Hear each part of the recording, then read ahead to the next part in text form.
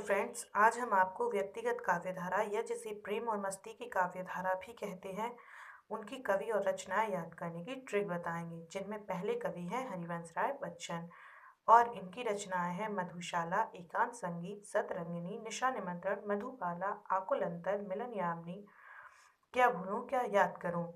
इतनी रचनाओं को हम एक कहानी के थ्रू याद रखेंगे। तो एक बार क्या हुआ, हरिवंश राय बच्चन जी जो कि अमिताभ बच्चन जी के पिताजी हैं, तो इन्हें क्या हुआ, मधुशाला मधुशाला थी, वहाँ पर एकांत संगीत था, सतरंगिनी थी, तो वहाँ पर जाने का इन्हें निशा निमंत्रण मिला।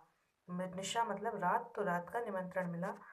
तो जब इन्हें पता चला कि वहाँ पर मधुबाला जी भी आई हैं, तो ये वहाँ जाने के लिए बहुत आकुल हुए और जाकर ये मधुबाला जी से मिले तो मिलन यामिनी, आकुल होकर मधुबाला जी से मिले तो मिलन यामिनी हो जाएगा।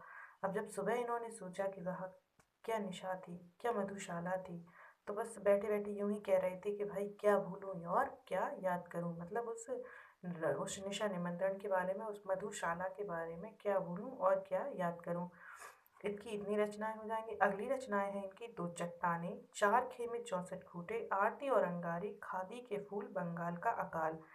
और इन्हें याद करने की ट्रिक है कि एक बार क्या हुआ, दो चट्टाने फिसलीं और वो जाकर चार खेमे और 64 खूंटों पर जाकर गिरी।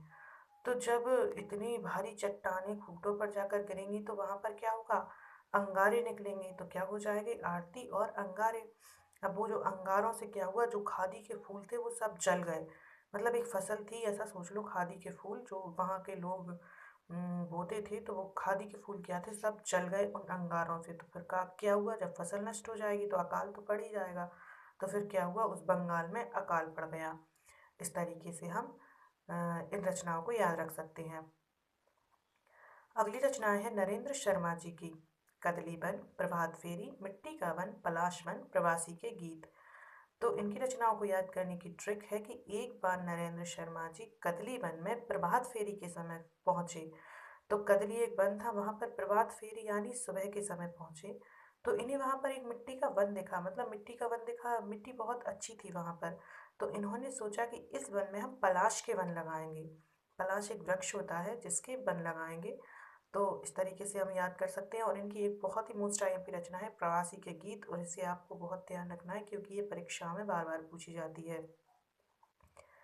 अगली रचनाएं हैं हरिकृष्ण प्रेमी जी की, जादूगरनी, आंखों में, अनंत के पथ पर, अग्निगान और रूप दर्शन। और इसे याद करने की बहुत ही फनी ट्रिक है। क्या हुआ, हरिकृष्ण प्रेमी, इनके तो नाम में ही प्रेम शब्द है, तो क्या हुआ, इन्हें एक बार एक जादूगरनी मिली जिसकी आंखों में देखते देखते ये अनंत के पथ पर पहुंच गए, मतलब ये बहुत अनंत तक डूब गए। अब जब वहां पर मतलब बहुत गहराई में पहुंचे तो इन्हें क्या, उसकी आंखों में अग्निगान दिखाई दिए, मतलब आग की लपटें चल रही थी। तो फिर ऐसे भयानक रूप दर्शन हुए इन्हें उस अग्निगान के कि यह जल्दी वापस आ गए।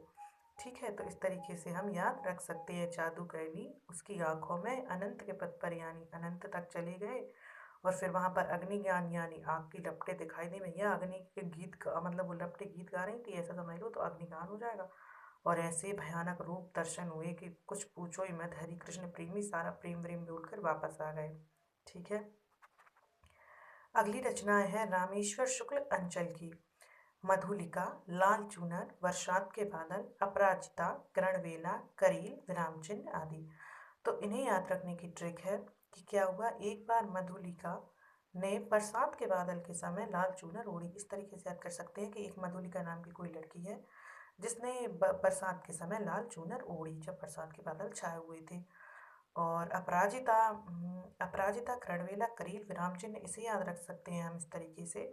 जैसे मान लो कोई अपराजिता नाम की लड़की है, उसने कसम खा ली कि भैया किरण किरण की बेल से हमें करील फल खाने पर राम चिन्ह लगा दिया। तो उस अपराजिता ने क्या किया, अपराजिता ने किरण बेल से करील फल खाने पर राम चिन्ह लगा दिया। इस तरीके से याद हो जाएंगी। अगली रचना है भगवती चरण वर्मा की, त्रिपतगा, और ये एक ही इनकी बहुत महत्वपूर्ण रचना है जो हमें याद रखनी है। अब कुछ आईएमपी फैक्ट है, जैसे हालावाद के जनक हरिवंश राय बच्चन है, और प्रणय पत्रिका, ये क्वेश्चन बहुत बार आता है कि हरिवंश राय बच्चन का इंग्लैंड प्रवास काल के दौरान लिखा गया गीत कौन सा है, तो वो है प्रणय पत्रिका। हमें ये भी याद रखना है। और हालाबाद के जनक है हरिवंश राय बच्चन। इस प्रकार से प्रेम और मस्ती की काव्य धारा की कवि और रचना याद करने की ट्रिक मैंने आपको बताई है। आई होप कि इससे आपको कुछ मदद मिले। So thank you.